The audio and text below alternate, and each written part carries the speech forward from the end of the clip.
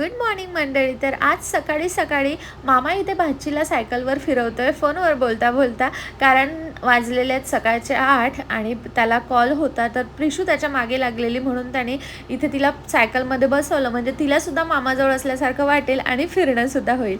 त्यानंतर मस्तपैकी मी इथे शीड भाकरी आणि बेसन जेवती आहे, कारण ते माझं फेवरेट आहे. आणि इथे सोबत माझं फेवरेट सिरियलसुद्धा आहे.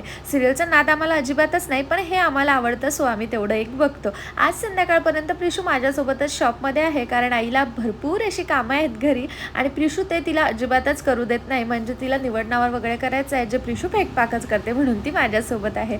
संध्याकाळला चहाला आणि प्रिशूला सोडायला घरी गेली तर आत्याने मस्तपैकी पोहे केलेले होते, ते खाल्ले. रात्रीला या आजोबाचं आणि नातीचं हार्मोनियम वाजवायचं चाललेलं आहे, कारण ते प्रिशूचं फेवरेट काम आहे.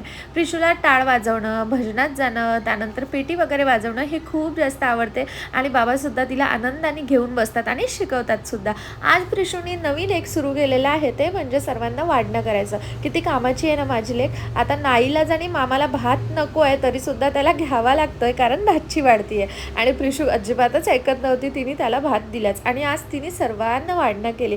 प्रिशूला असं बघितलं ना एक एक कारनामे करताना, तर आम्हाला खूप छान वाटतं आणि दिवसेंदिवस ती नवीन नवीन काही काही करते. आणि स्वतः जेवायला बसल्यानंतर सुद्धा तिला मामाला चारायचंच असतं. प्रिशूला माझे बाबा आणि माझा भाऊ हे दोन व्यक्ती खूप जास्त प्रिय आहे आणि ती त्यांना जेवूसुद्धा घालते. मी इकडे बसलेली आहे, पण तिचं माझ्याकडे अजिबातच लक्ष नाही आहे. असं तिकडे तिचं जेवण चाललेलं आहे आणि इकडे माझं सुद्धा जेवण चाललेलं आहे. मी मस्त श्रीखंड आणि पोळी खाती आहे. चला, मी या मिनी ब्लॉगला इथे सेंड करते. तुम्हाला कसा वाटला ते नक्की सांगा. चलो बाय.